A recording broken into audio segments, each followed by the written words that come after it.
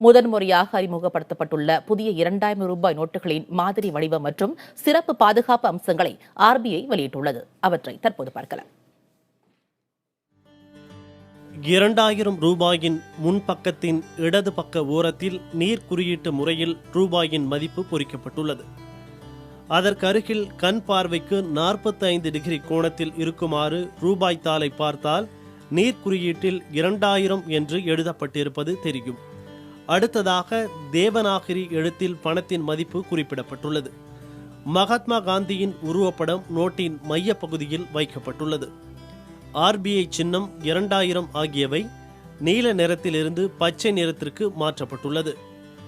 கவர்னரின் கையெழுத்து, ஆர்பிஐ சின்னம் ஆகியவை ரூபாயின் வலது பக்கத்தில் மாற்றியமைக்கப்பட்டுள்ளது. மகாத்மா காந்தியின் சின்னம் எலக்ட்ரானிக் முறையில் நீர் குறியீடாக அமைக்கப்பட்டுள்ளது. மேலும் ரூபாயின் வலது பக்க ஓரத்தில் இருந்து இடது பக்க ஓரமாக வரிசை எண் சிறிய அளவிலிருந்து பெரிய அளவு வரை அமைக்கப்பட்டுள்ளது.